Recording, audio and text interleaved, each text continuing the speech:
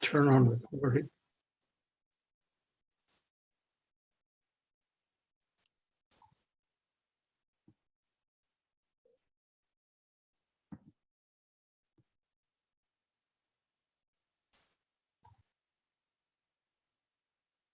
Can you see my screen over there? Yeah, it looks like your home screen with the tent and the skyline. Yes. Very pretty picture. Okay, let's see. Start up another one of these.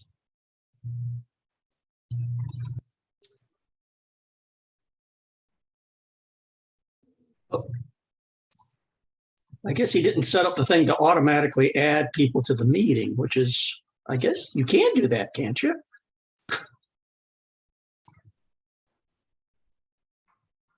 I think you can. I know I've got a Zoom that I've got set up and I have to let everybody in too. It gets a little. Okay, well, maybe you can't do it automatically then. I know you used to be able to, but they may have changed some things. Yeah, you can, but it's better to really gatekeep it. We had somebody Zoom come into one of our Zooms unannounced and just disruption.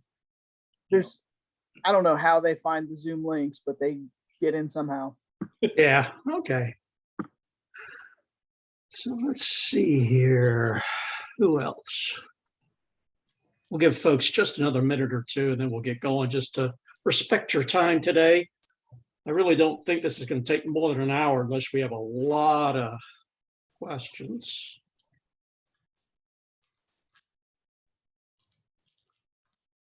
And hopefully the technology will continue to work.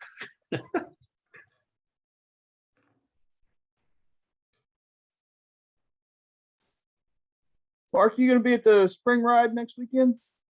I have canceled my afternoon band rehearsal so I can be there. Yes. I have a concert though at 7 o'clock at the Noblesville High School. There's the Hamilton County Community Band's going to play. So if you're so inclined, come on up to that. Well, thank you for the invite. I know you're a long way away, but yeah, Noblesville's a little bit of a hike. I was talking with Kathy Jones yesterday about, well, okay, we're going to keep an eye on the weather for Sunday because, you know, I ride with a bunch of weather weenies. If it's below 70, they're contemplating it. Yeah. Well, I haven't been out much. You know, if it's not up to 50 or so, I mean, I've ridden down to 40 and that's kind of my normal cutoff. But I did 29 one time. Well, no, the Luminary ride wasn't very warm. No, and I was cold. I did it, but I wasn't happy about it. Okay, no, my bike is still on the trainer with the trainer wheel. I'm going to have to switch it over, but Thursday's looking really nice, 70 degrees. Well, mine's on there, but I actually squeezed the brakes and my rear brake cable is jamming. So I got to do maintenance where I can take it off the trainer. You know, you don't need those brakes running the trainer, but yeah, you better fix that before I get back out on the road. So at least that's my excuse today. I have my laptop set up so that it's not connected as a smart trainer, but I can watch other people's GoPro videos of riding while I'm on my trainer. And so this morning it was a 24-mile sprint through Italy, and I ended up in Spain. And I don't think that's really possible geographically, but it sounded like I went a long way. Yeah, I've done Ruvi, and it's got the same kind of videos. And I was, at least one of my rides, I had kangaroos hopping down the road. I was in Australia someplace, and they were hopping down the road next to me. I haven't had that. I just pull up YouTube videos. There's a lot of people over in Europe that have GoPro and their Garmin is up, so you know how fast they're going. It shows their elevations. It's helpful if you don't have a smart trainer. Alrighty, well, it's 3 or 4 after them now. Everybody that made it here at least found out about daylight savings time and managed to navigate that successfully. Let's go ahead and get going. I've got on the screen, you can all see the CIBA Ride Leader Manual. That's going to be the primary thing we're going to go through, and then I'll show you some other stuff as we go along. This is really informal. You know, if you have questions, stop me, and we can do that. But I'm going to go really fast because most of this stuff is like I say, it's available to you online, and so I'm not gonna belabor it, and I don't really expect you to take good notes because it's all right here. And these manuals have been here for a long time, and every year we kind of go through them and update them and try to make them current. Here's another guy coming in. And then I am recording this, so I may see if I can make a link of this recording out someplace that makes sense so that people can look at it later. But that's neither here nor there. We've got a couple people. We've got Kathy Pratt, this Pratt K5 there. She's our weekend ride coordinator. And she's here, I think, to provide moral support. And maybe some of you have been communicating with her about talking about, expressing an interest in leading rides, which is fantastic. And she would be one of the key people that you would coordinate with to get that done. All right, let's get on. Go ahead and get going here. I'll try to keep an eye on the end gates in case somebody else tries to get in. I don't leave them out there hanging too long. CIBA Ride Leader Manual is the key thing. It's about 34 pages long. We're going to blow through a whole bunch of it, though. There's a lot of good stuff in it, and there's a lot of stuff that you really won't care about. Thank you for volunteering or considering leading a CIBA ride. The CIBA schedule ride is what I think is what CIBA is mostly about. And to do these rides, we have to have people step up and be the ride leaders. And we'll get into what we mean by that. But being a ride leader, you'll certainly feel like a better part of CIBA as you start to understand what goes into leading a ride. Oh, here's a new person. Okay. There's all kinds of riders on our rides. Mostly I would say probably 80 or 90% of the CIBA riders are the spandex, have been doing it for quite some time and are experienced. And we continue to try to reach out to the new riders, and that's always a challenge. And we'll maybe talk about some of that more as we go along. But your job is primarily to provide a safe, well-defined ride experience, and we'll talk more about all the components of that as we go through this. And you want to make them so they can come back and have a good experience, and they'll come back and do more CIBA rides. This guide is primarily to cover the weekend rides. Also, a whole bunch of it will apply, a fair amount of it also applies to the repeating weekly rides. But we've also got just a whole bunch of other kinds of rides that are probably a small, probably less than 10% of the rides that CIBA puts on. There's grand touring, camping, breakfast rides, hoots, the tandem rides, instructional rides. And many of these ride types, we don't necessarily have every one of these every year. All right, so as a ride leader, you want to provide a safe, enjoyable ride. We typically expect Dan Henrys to be down on the pavement so that people can actually follow the route using Dan Henrys, and we'll talk about that more. Hopefully prepare and complete an easy to read map, cue sheet, or both. And I'll tell you about the tool we have available to you to make that as easy as it can be. Plan your pre-ride instructions in advance and provide adequate support for the ride if applicable. Some of our ride types don't have much support. But that could be anywhere from being a SAG vehicle to snacks to, that's the primary things that as a support person you'll do. Okay. So weekend ride timetable. For a weekend ride, unfortunately it takes about 20 to 30 hours to lead a weekend ride. And part of this, if you do the ride again, and once you get a ride route that you're kind of familiar with, and most of the people that we have doing these rides do the same ride every year. And so they come back the next year and they maybe tweak their route, but they already kind of have it down. So the first step is to kind of plan a route, figure out, and most of the time for any of the riders, I encourage you to plan routes in the area that you're familiar with. So wherever you live, wherever you ride, you know what the good routes are, where the good roads are, where the bad roads are, and you can avoid the bad things and find the good things and plan one or more routes over those roads. And then part of that is, having a reasonably good starting point so people can park their cars.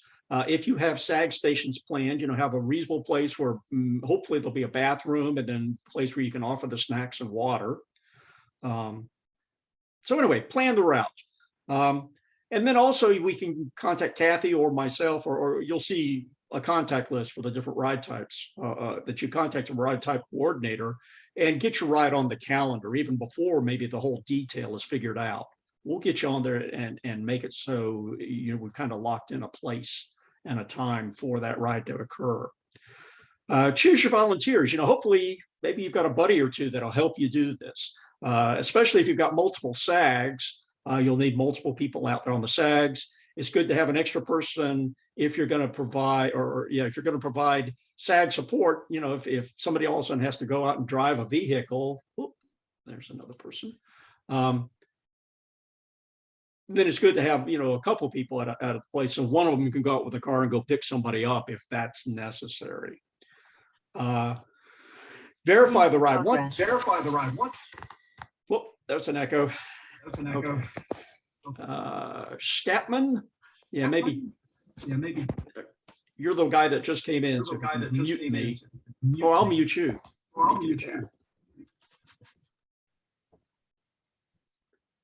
There.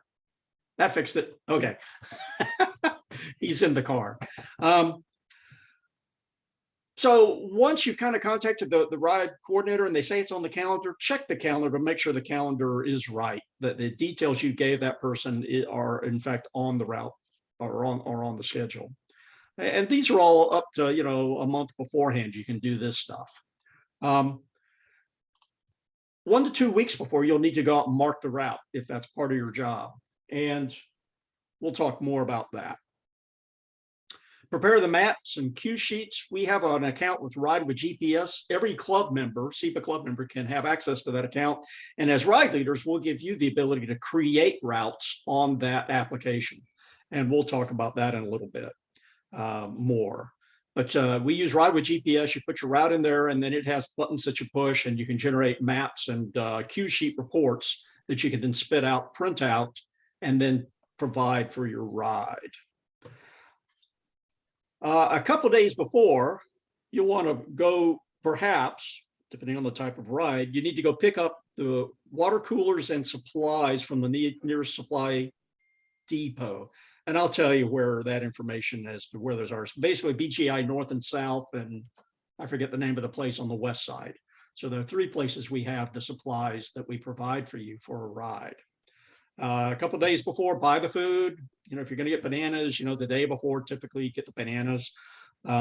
We also have, if you're doing the food, we'll have, I have some supplies left over from the Hilly 100 that I'll try to be passing out this year. Also, if you can contact last week's ride leader, they'll often have leftovers that they can pass to you. So these are all things that we can do to kind of minimize our waste. 1 to 2 days before the ride, it's a good idea to go out and check the route. Make sure haven't paved over your signs, that there isn't stuff going on unless you have other mechanisms of checking with the county to see what's going on to make sure your route is still valid.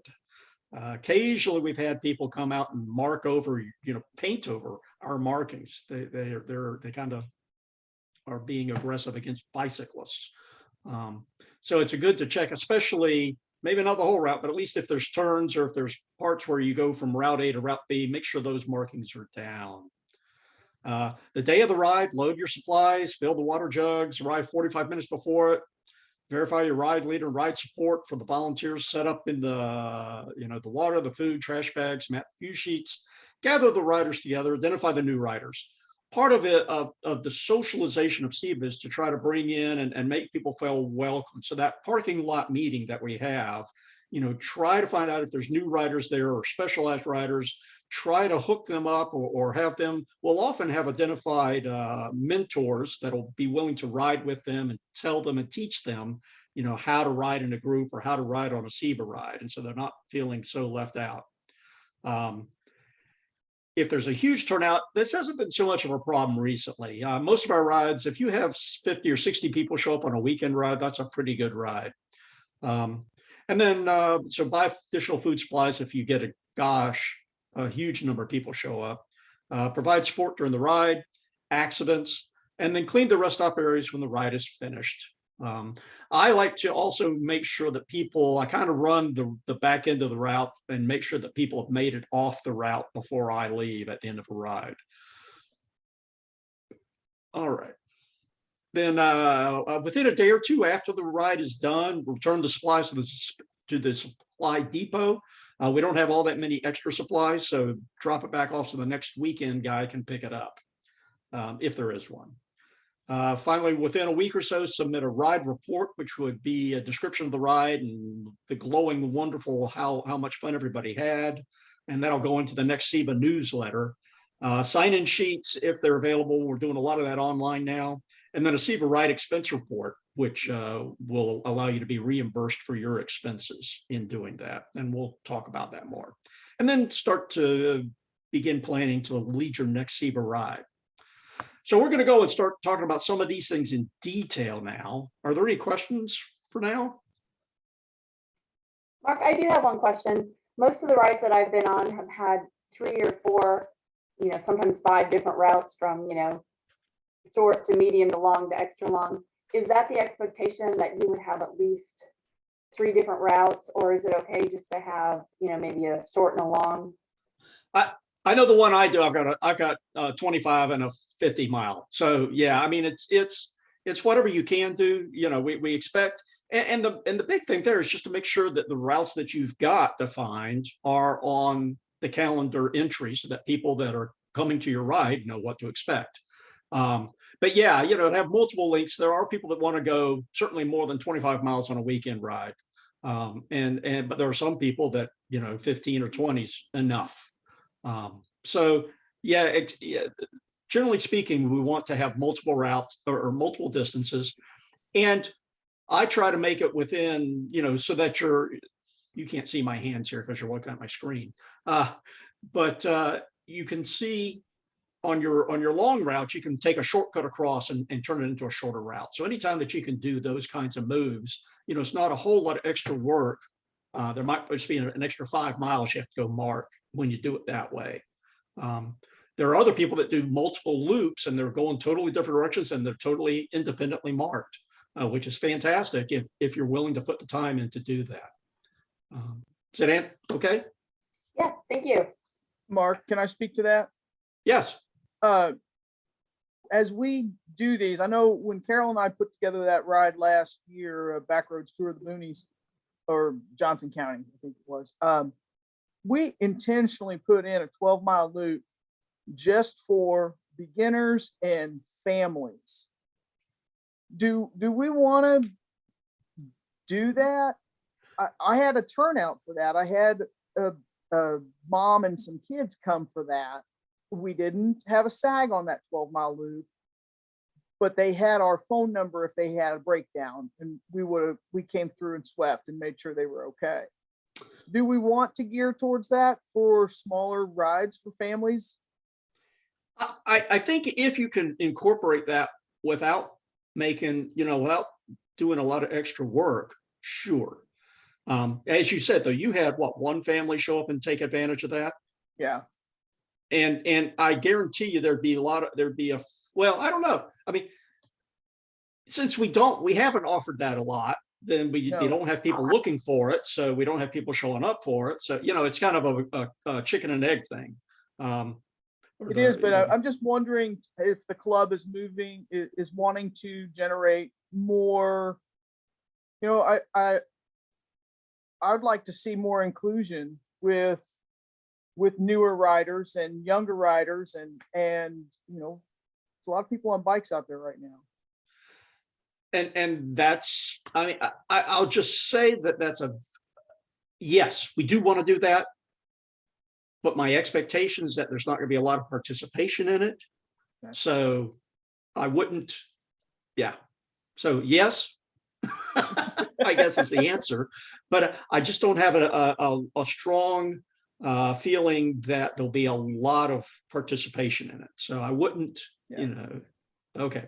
Okay. So I'll just leave that there. And here again, the ride leader, you know, have a tremendous amount of flexibility in how you structure your ride. We're not going to tell you too much about that. And the more these ideas, you know, if you're willing to do them, you know, as a club, yes, we absolutely do want to reach out to the new riders. Okay. All right. And Thane, to go off what you were saying, I am working on planning a ride out of Bargersville sometime this year, and I do plan to have like a family route as well. So I'm just in the beginning process of working with the town on that. So I do think that that's important too, that we be as inclusive as possible. Well, Phil, maybe you and I should talk, because the ride that we did last year was the Backroads Tours of Johnson County, and we sagged in Bargersville, and it includes, that's where my 12-mile loop is. We start up in Greenwood and it comes through and loops in through, there's a short one included. Yeah, we definitely should talk, because my intent is to loop that ride like through various parks and stuff, so that you know, people can stop and check out playgrounds and things.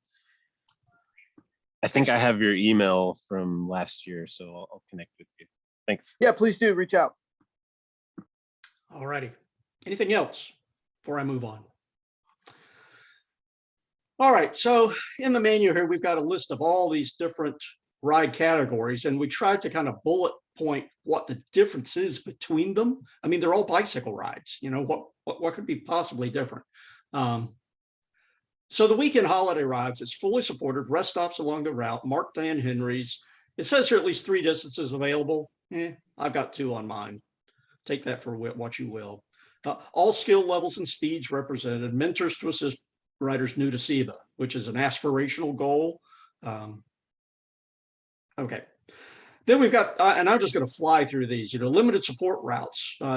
We've kind of picked that one up to fill in on the calendar some. We'll pick up a route that's already out, that's already marked, and we'll say, yeah, we're going to go ride on those Dan Henry's, but we're not going to put SAGs out there, and you're going to be on your own. But it gives an excuse for people to come together. The repeating rides is probably the big component of CIBA right now, is the Monday through Friday evening rides, where we've got 20 or 30 different rides every week all over the city that meet generally in the evening. There's some during the day, a couple, just a handful for the retiree guys or the people that have flexible schedules. But typically there's no ride support. We do have marked Dan Henry's, generally a couple distances, all skill levels. Sometimes they'll have designated speed groups. I know the one going out of Carmel does. And these are recorded on a repeating basis. And some, we've got a breakfast ride going out that is every Saturday. And that's a repeating ride as well. Grand touring rides, no formal support. These don't have Dan Henry's. They expect you to ride together as a group. And ride centers on an activity or an activity to score and explore. Ride lengths are 25 to 50 miles. We've added onto the calendar here, or into the list this year's brand new, something called an ad hoc ride, which I think my intent is there are groups that get together on Facebook, and they pretty much organize themselves. They say, yeah, Saturday, you know, on Thursday, they'll say, yeah, Saturday at 9 o'clock, we'll meet at the house, we'll go for, you know, 50 miles or whatever. And they don't tell you which way they're going or what the route's going to be. And it's all pretty much a very ad hoc kind. Can you guys still hear me? Yeah, you're back. Yeah, Boy, I don't know. we the thing lost your just worked. screen. Yeah. Is it back now? Oh, sure.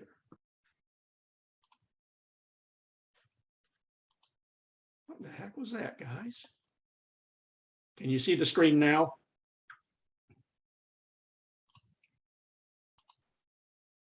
Uh-oh. Okay, I'm seeing thumbs up. Okay, yeah, you're all muted, so I don't hear you when you talk. Okay, thanks. Okay, so this back. So the ad hoc ride is kind of, and I don't know that there's much that we need to talk, because almost all the things I'm going to talk about today, we don't do on an ad hoc ride. It's pretty much a group shows up, it's on the calendar, you show up in the parking lot and off you go. And you go whatever direction, maybe with the wind determines which way you go every time you meet up.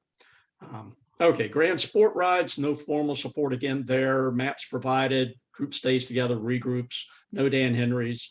Hoots, tandems, that they have their own organization, but it's pretty much the same kind of thing, but it's tandems. And then I do understand that they will let the rest of us unwashed masses, the single guys, actually ride with them. So it's not totally exclusive there. You can go ride a Hoots ride if you want.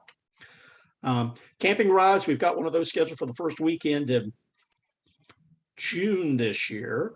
We get together and we go ride with our self-supporting, with our tents and sleeping bags, and we go out and ride our bicycle out and go camping. Breakfast dinner rides, generally no Dan Henrys. Repeating, that one on Saturday does have Dan Henrys, but it's a repeating one. They'll ride up the road 10 miles. I know there's one in Carmel that goes out routinely in the evenings and goes to eat and then rides back.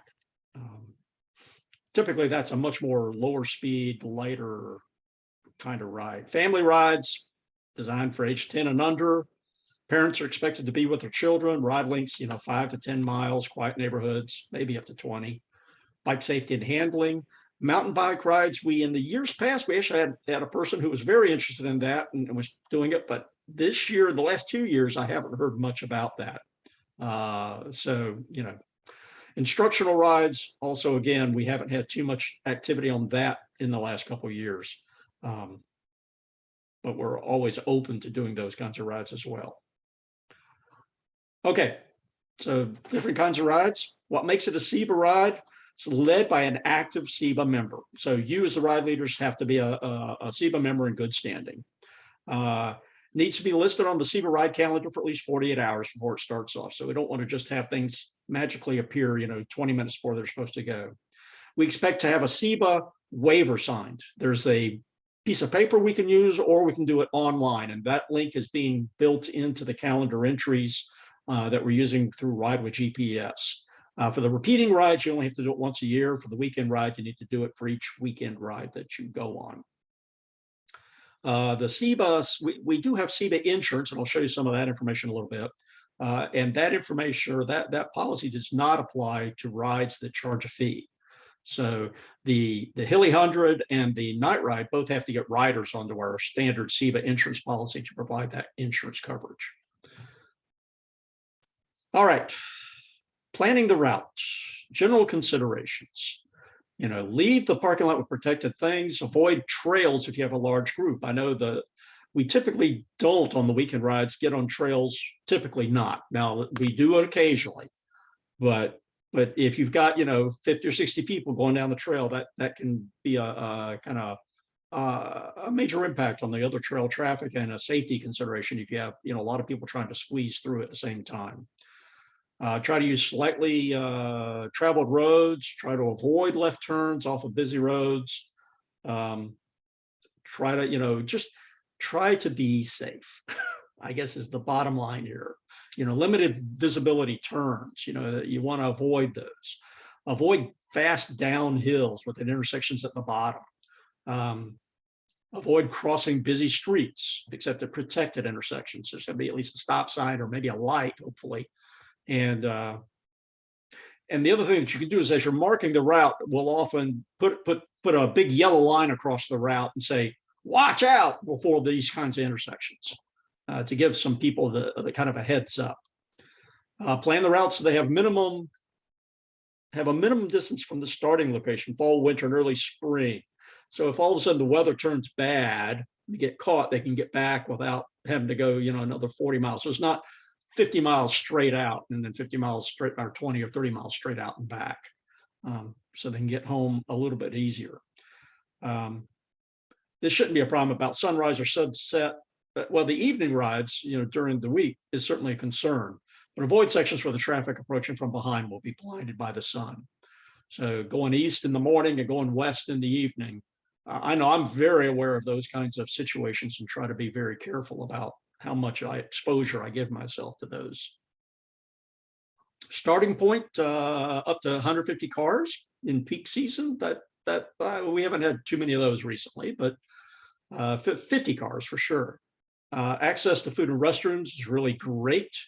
Focal point, it can be a good start. We're going to have one of those next week. We're going to have a picnic and all. Try to avoid starting points where traffic is heavy.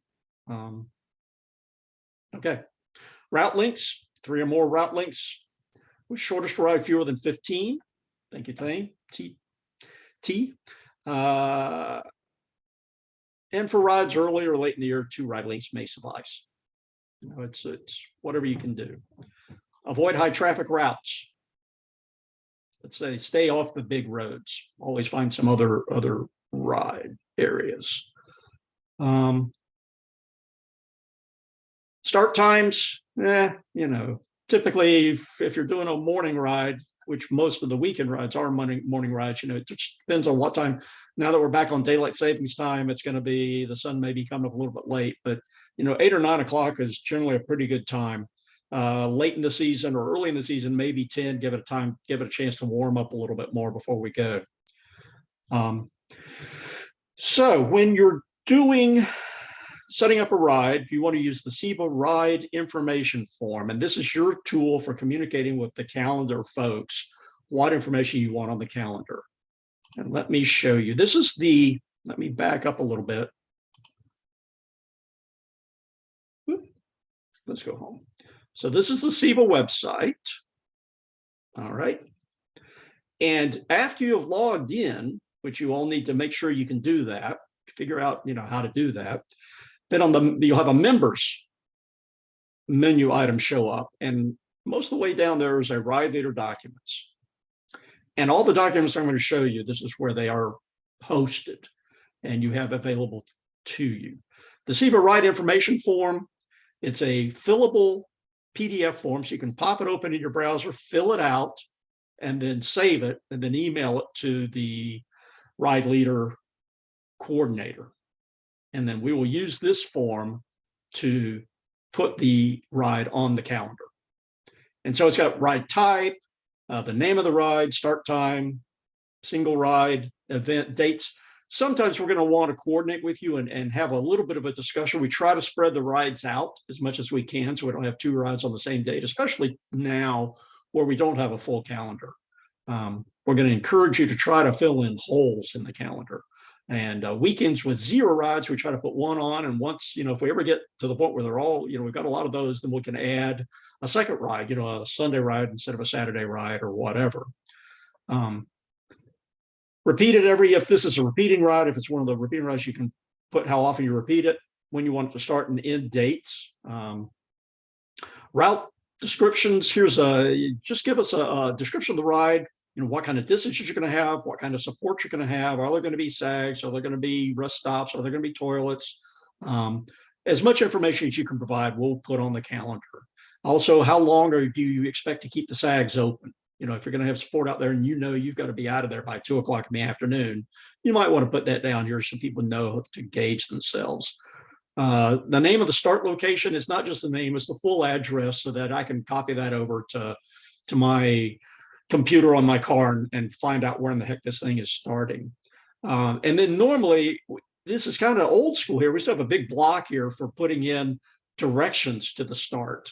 And as much as you want to do, that'd be great. But I think most people now have smartphones and the ability to find most locations if we give them a good address. Another thing we would like to have is links to the GPS, the Ride with GPS route, and we'll attach those to the calendar event if you provide them. And this has only got 1 here. If you got multiple ones, you know, kind of give us a hint as what the name of those rides within Ride with GPS are, and we'll go chase them down. If you're making them in your own personal account, you'll need to make sure you've made it public so we can pull them out of your account, because we have to copy them into the CIBA account in order to be able to put them on the calendar. Ride leader, co-ride leader, name, phone, email. That way that people that have questions about your ride will have the contact information they need days ahead of time, and actually the morning of, if they really want to call and have some conversation with you. Or if you provide this, then they've at least got a chance to that information is available to them online even during the ride. They can pull it up on their phone. Any questions about the ride information form?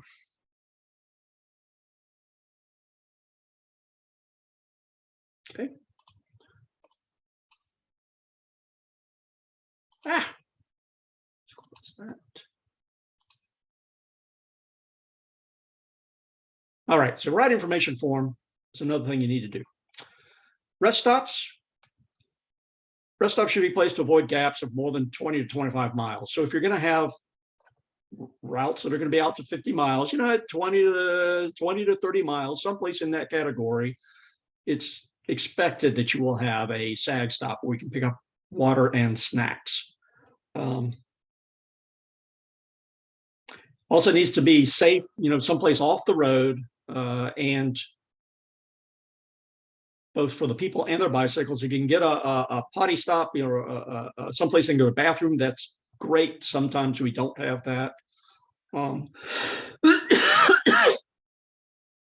Water keys, this is really, some of this stuff in this manual is really old. I don't know that we've ever had to do that.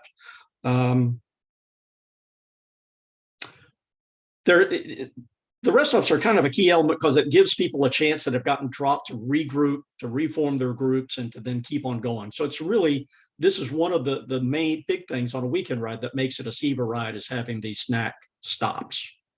Okay. If you're going to be on property that somebody's on, you need to ask permission. I know I went and talked to a business, my ride, I've got one of my stops, well, both of them. One of them is at a public building that I went and asked them if it was okay if we used the parking lot. And the other was a private business, and I went and asked them, and they said, oh yeah, sure, no problem. But at least then we've got clearance, and they know we're going to be there, and it's not a surprise for them. We do also have,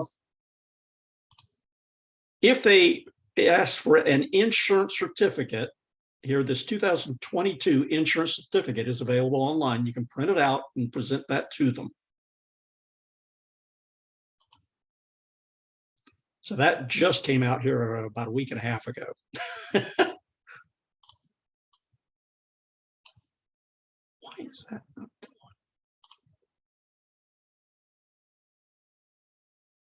done? Okay.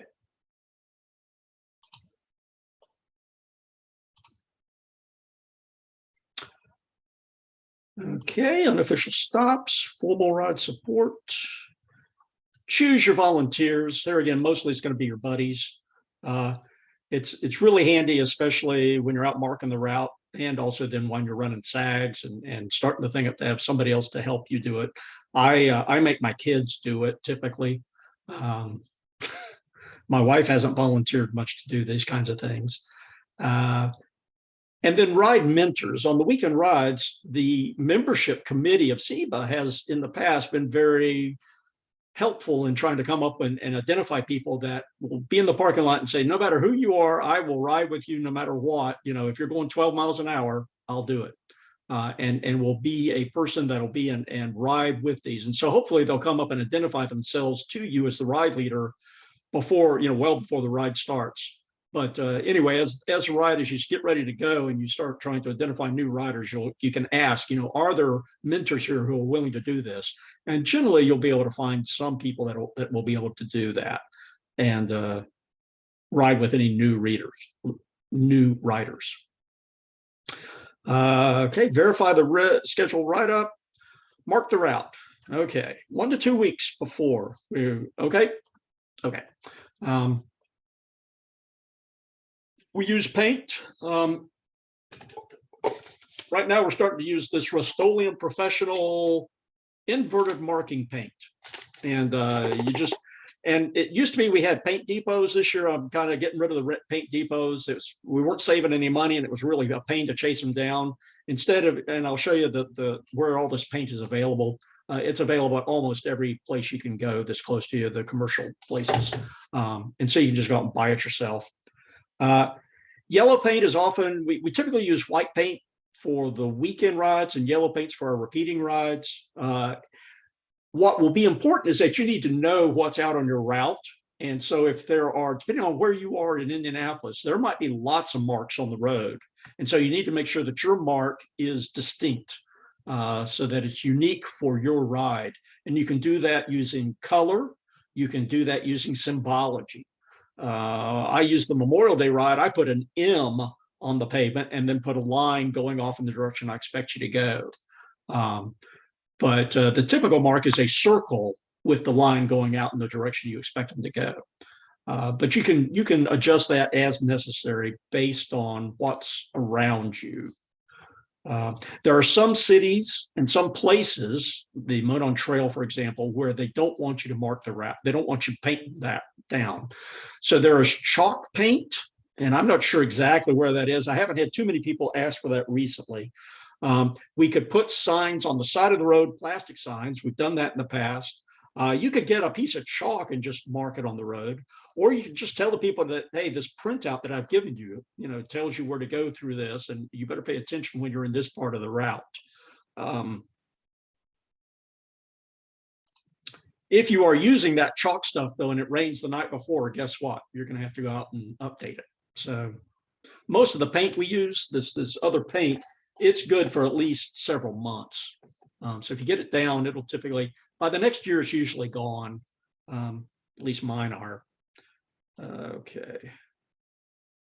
In Hancock County, they actually contacted us and said, don't use white paint. Okay. Because they use that for their electrical crews or something. But if you're doing a circle with lines and have it obviously, or using other symbology that's very obvious that it's not them, I don't know that I'm too worried about that. Check the ride schedule. Okay, overlapping routes. Mark the route, create safety challenges. Oh, okay. So when I'm marking a route, I do it one of two ways. I either drive the route with my car, and what I'll typically do is I'll actually have the route in Ride with GPS, and I'll load it up in Ride with GPS on my phone, and I will sit that on the dashboard, and I will follow that route. And that kind of does that confirmation that I'm in the right place and I've got the map right. And then typically 600 feet before a turn, you want to put a mark that says a turn's coming up. 600 feet is about 2 telephone poles, is the other thing I use. So the thing is, you want to make sure you've got a mark on the pavement early enough so that the group, this big peloton of 30 people that's going 20 miles an hour knows that a turn's coming. Because I've been in those groups where they missed that mark or it wasn't there, and there's a mark right at the intersection, and it's very dangerous at that point. You got people all of a sudden said they're going to turn, and all of a sudden, wham! It's a real wreck. So put at least one mark down well before the intersection, 600 feet, 2 telephone poles, one mark right at the intersection, and then one mark after the intersection that's called a confirming mark. And that one after the intersection, I typically only put it 30 or 40 feet. Make it so that if you go straight through the intersection and you look down that road, you'll see it. Don't make it so far down that it's a long way off. Make it pretty close to the intersection. So if they miss everything else, they have at least a third chance of seeing that something's going on. So I will typically, if I'm in a car, it's mostly on low travel. I go out at a time when there's not much traffic, and even there's some traffic. I stop the car right before where I'm going to put the mark. I turn my blinkers on, I jump out, and I stand in front of my car and make the mark, get back in the car and go on. And this 600 feet means you're going to move the car again. Maybe the 2 in the intersection you can do together. But otherwise you're getting in and out of your car a lot. Now, if you've got a buddy, I know of people who actually will have the guy in the right-hand seat. He'll kind of pull out, and the guy in the right-hand seat will just open the door, reach down and shoot it while he's sitting in the car. And so that goes a lot faster. And that works. The other thing that I have done is that I will actually cut off a water bottle, put the can and tape it in, and I'll put this on my bike, and I'll ride my bike. I'll ride the route and mark it. Typically for most routes, if you have 2 or 3 cans of paint, that's enough. Unless you're going crazy with it. That's plenty of paint to mark most routes. And so you can carry a backpack or whatever and carry the extra stuff in it. Okay.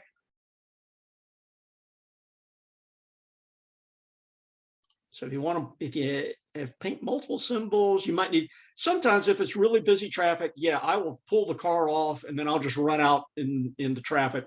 It's a good idea to put on some kind of vest or something that makes you much more visible on the road. But, you know, we're bicycle riders. We're used to being out on the streets all the time. And so it's not, you know, you're used to staying out of the way and being aware of what's going on. Hopefully you can manage that effectively. Dan Henry's, where do you put them? I put them in the center of the lane. So if you put them in the tire tracks, they're going to get worn out really fast. So I put them in the center of the lane. All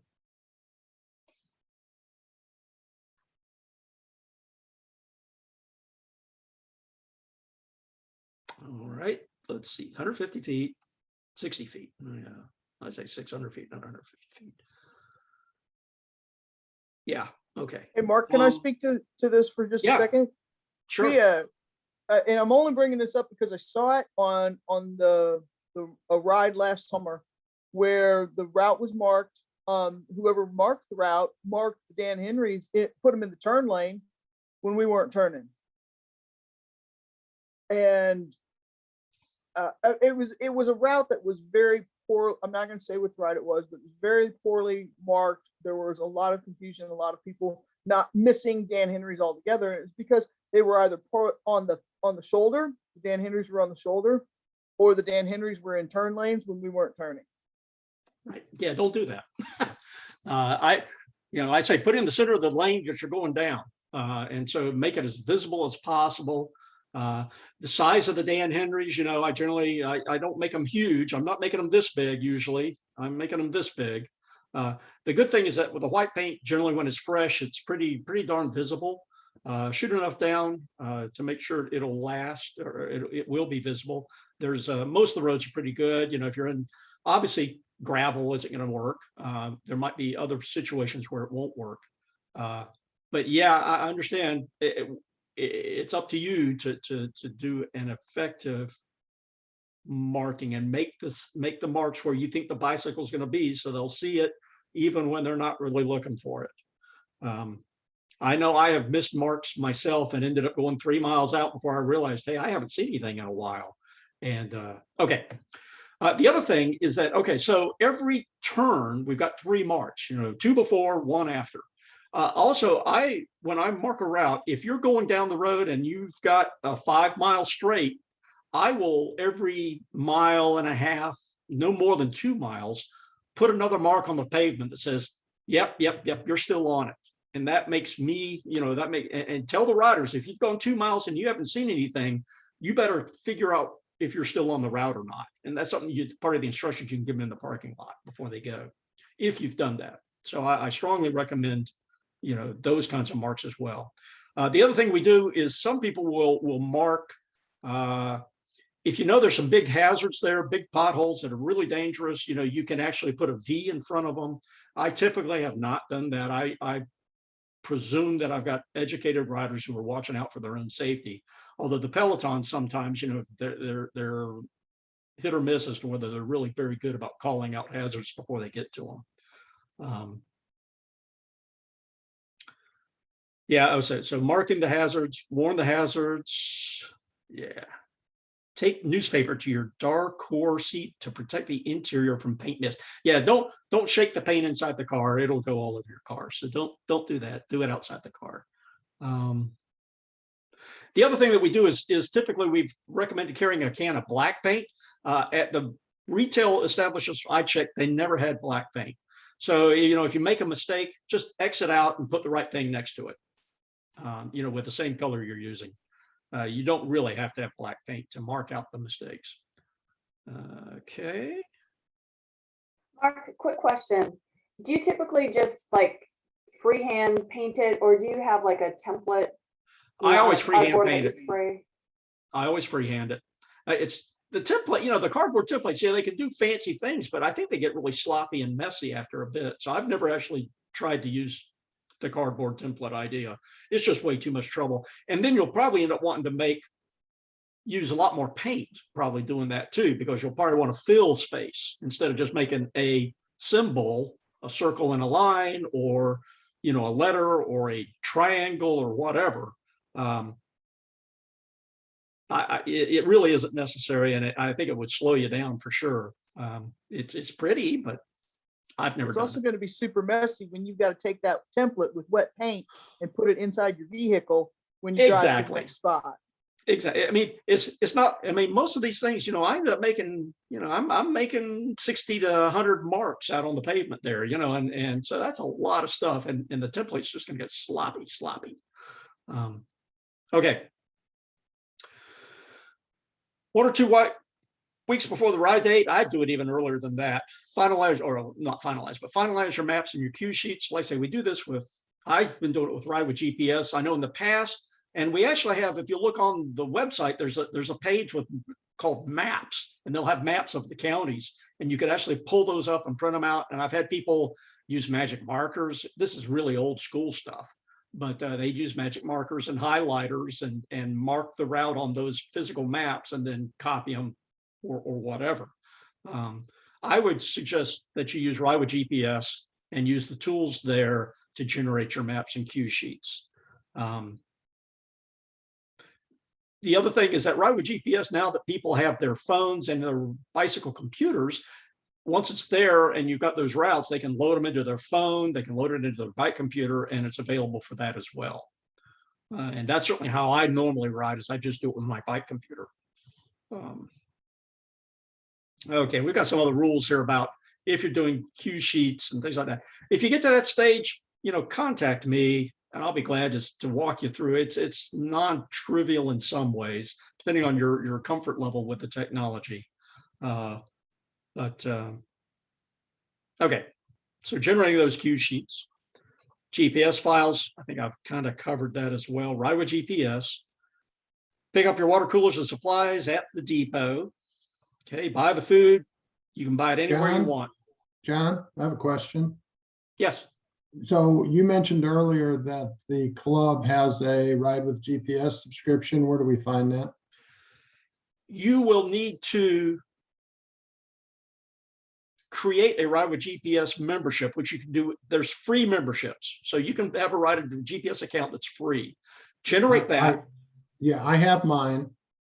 Send me your account details and I will add you to the CIBA club. Got it. Thank So you. and all of you, if you haven't done that, you need to send that to me anyway. And I will add you to the CIBA club, and I will make you a route, and I will give you extra capabilities in the CIBA club account to let you create and manage your own routes. Okay, there's a special flag I have to throw to give you that capability, and I will be glad to do that. Okay. Buy your food.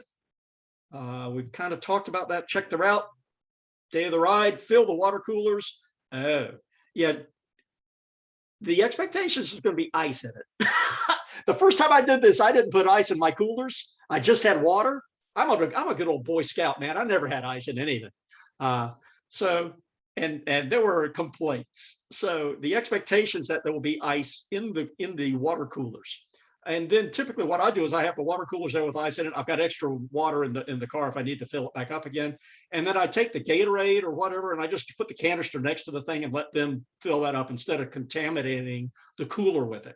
If you don't put it in the cooler, then you don't have to clean the cooler so much at the end. If you put the stuff in the cooler, you gotta work hard to get it clean. Otherwise you just dump it out and put it back. Okay. Gatorade, fully supported weekend rides. There again, 5 minutes before the scheduled ride. Start the guys up. We've got, okay, as we go down, some will remain in the parking lot. Oh yeah. After you start the riders, okay, so starting the riders, we'll try to start them, high speed groups first, get them out of the way. And the next speed, work from fast to slow, try to kind of maybe have different groups head out so that they won't be running over each other and passing each other continuously during that first 2 miles. And they'll actually be able to self-organize a bit. Stay in the parking lot or have somebody there at least a couple minutes after the start, because there's always this last guy that just didn't make it on time. They get stuck in traffic or something. And so then you can still give them that the information they need. Don't release them ahead of time. They're just kind of hold them so everybody gets there and can go together. That's part of what these rides are about. If I just want to ride by myself, I can do that without CIBA. Roving support, I haven't done that. What I will do is just give them my phone number and say, call me if you need help. And most of the time I don't get a call, but occasionally it happens. They get a flat tire and they don't know what to do. Especially as we get into some of these family rides where they really don't know what to do. They don't have the equipment or gear to handle a flat tire. Yeah, it'd be nice, on your roving thing to have a little bit of tools, maybe to help them, you can get them going again, but okay. And there again, I sweep, the front part of the ride as I'm coming out of the parking lot to go to the first SAG stop. I'll sweep the first part of the route just to see if anybody broke down within a mile or two. And then as I come out of we typically have you shut down the SAGs or the early SAGs. If you've got more than one along the route, I'll backtrack and make sure we've kind of accounted for the riders. There's not 100% accountability. We know that just doesn't happen. But do the best you can and do a good faith effort to make sure the people, are getting along. I don't go back to the start and wait to check everybody off even. Once I make clear the last SAG station, I pretty much am done with a ride at that point, unless somebody would call me.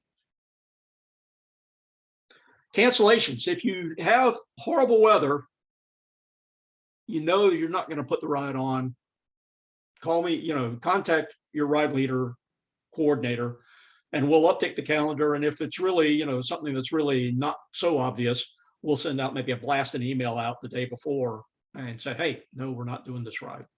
So, we'll work with you to get that information communicated. Okay. We do actually have, if they RSVP themselves on the rides, which is now technically capable, we can send out an email to all the people that have RSVP'd. So we do have the ability to kind of blast that out as well. Accidents, we have a 5-page form there again on that same page, and it's part of the kit that you pick up. If there's an accident, we want to have full details of that accident as much as can be done. Understand how much of a challenge that is. The accidents may happen and you may not know about it till well after the fact. Because the first thing we want to do is if it's really damaged, you call 911. It's not your responsibility to fix them.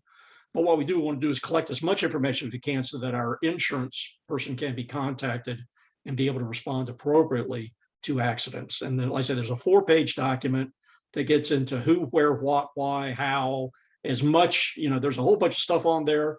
And the few accidents I've been involved with, I'm lucky to get, a fraction of that information, but as much of it as you can collect and then send to the ride coordinator or me. I'm probably as good a place as any to send any of that stuff. I'll make sure it gets to the right place.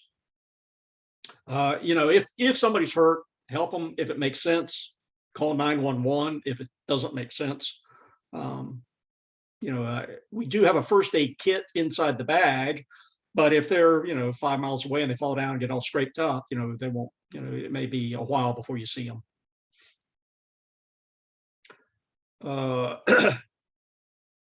Okay, care for them, if they really are hurt, make sure they do get to at least real care. Get to the ambulance. Yeah, you may need to actually help try to get their bikes or their helmets or their gear to some place that makes sense as well, whether they've got a buddy or whether you hang on to it and let them know you've got it so that you can then give it back to them when the time comes. Return the supplies, submit your CIBA news, expense reports, begin. Okay. So I've gone over a bunch of stuff. I think that's the core. We're going to talk, just a few other things to show you. Do you have any questions at this time that we haven't already dealt with?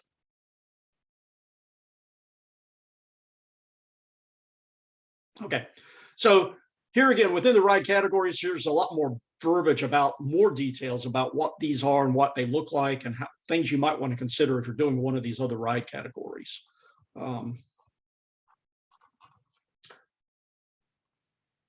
Volunteer incentives. The incentive program is kind of in a strange place right now. I don't know that we do have very many volunteer incentives for right now. The online resources here again, as I showed you, this is the page for your online resources. So members, CIBA ride leader documents. There are members and ride leader documents.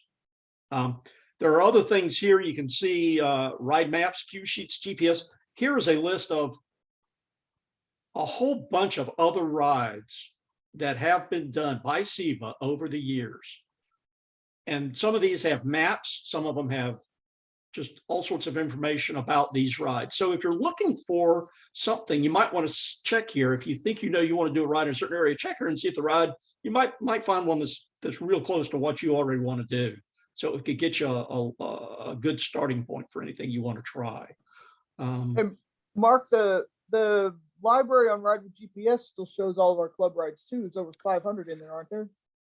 There's quite a few, yes. And so, right. Let's see here. I just didn't know if they were still available. I haven't been on that app since last summer. Yes. Oh yeah, we haven't. I typically don't delete. The problem with that is that there's so many on there, it's hard to, yeah, it's hard to find them. Okay. You know, last year Right. when Carol and I were putting together that ride, we did a search on there under that ride calendar, looking Yeah. for, because we were going to go south. We looked specifically for Johnson County. We did the search and we were able to pull them up. Cool. If nobody else is aware of that search function. Excellent. Here's our ride with GPS. This talks about the club account, some of the details about it. No additional cost to active CIBA members. What are your benefits? And so this kind of talks about all of that as well. Let's see here. Manual documents website, ride with GPS. Okay, photo elements. So the other big thing is the expense report. So the ride name, date, route length will pay you for mileage up to a certain amount, 3 times the longest ride, for scouting, SAG, miscellaneous, refreshments, printing, if you need to print out your cue sheets, paint, and then other expenses. So fill this out. If you do it online, it'll do all the addition for you, and then send it to me. I'll look it over and then I'll send it on to the person who will cut you the check. And if you want to make the donation, and some people do, you just check this box. It'd be really nice if you go ahead and send it to me. Check, even if you expect to pay for it all yourself, if you just do that, then we'll be able to keep track better about what rides really cost to put on. We've got some information. We've had rides that we've got guys that charge, the flat out as much mileage they can get, and it's like $350 a ride. If you just go with the paint and the snacks, it could be as little as $100. So it just depends. But whatever you feel you need to justify, we want to support you as a ride leader. We don't want you to not do this because it's costing you too much money to do out of your own pocket. So we'll pay for you to do it. Okay.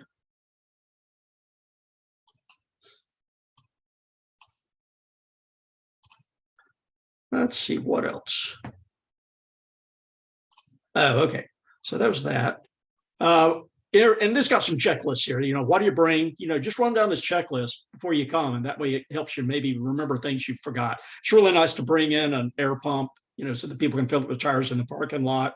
As far as in trash bags, make sure you've got those, first aid kit, water coolers, cycling tools, cell phones, enough gas to get you through the ride, pre-ride instruction checklist.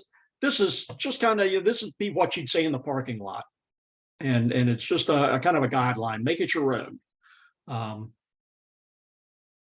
E-bike policy, e-bikes are fine. Then I've got a couple appendices here that talk about, these are more for me almost, or for the people that are actually trying to maintain the calendar. It talks about how to set up the GPS calendar note, how to set up the GPS, ride with GPS calendar. And so this is almost for me, so I can remember from year to year what I'm supposed to do. So it's a fair amount of, it's kind of a heavy lift, which is why we don't ask you to set up and maintain your own calendar entry. All right, I'm at an hour plus. Has this been helpful to you?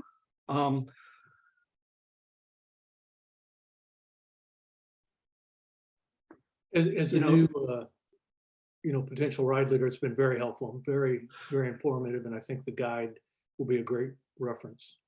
I have tried to make it so that the only thing you ever had was this guy is what we've got on that one web page. You should be able to be very successful at doing this, I hope. Oh, there's another thing that talks about, okay, so ride leader information, ride sign-in sheet. Oh, the sign-in sheet, it's in the kit, but this is our normal sign-in sheet. And then on the backside of it's got the consent and liability release. We've got post report, expense report, ride leader manual. We've got another document that talks more about how to mark the route. So a lot of the things I said will probably be duplicated here, and maybe some better ideas than what I said.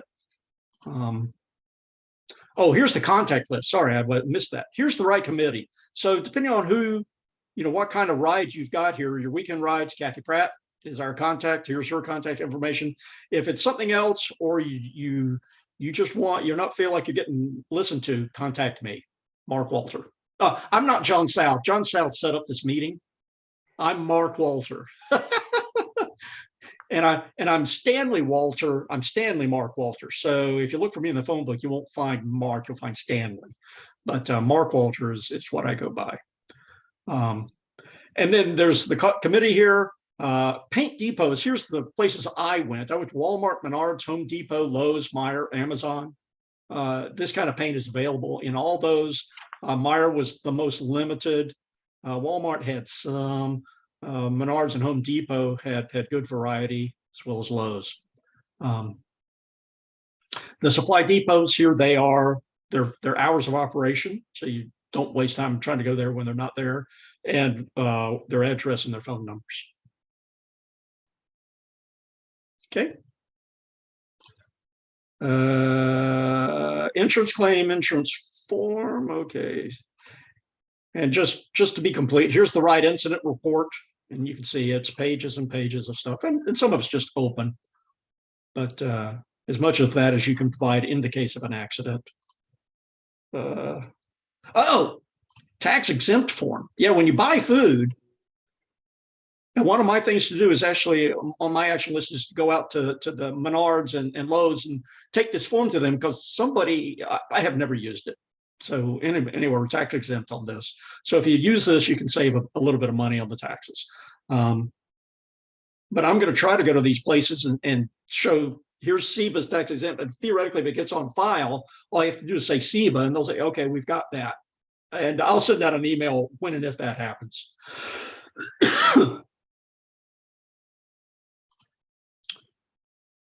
All righty. I think I've talked enough. If you have any questions, concerns, feel free to send me an email, send Kathy an email. If you have suggestions as to how to make this more productive. When I did this 6 years ago, we actually had to go to a place down in Indianapolis, and they had like several different speakers talk to us, and it took 3 hours to do. Okay. We've kind of condensed it down to what's core, I think. Any other comments?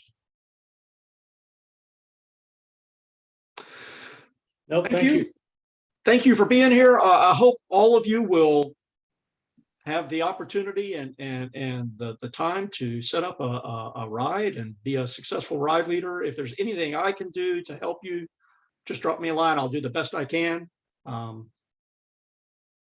And have a great day. Thanks. Thanks, Mark. Thank you, Mark. Bye.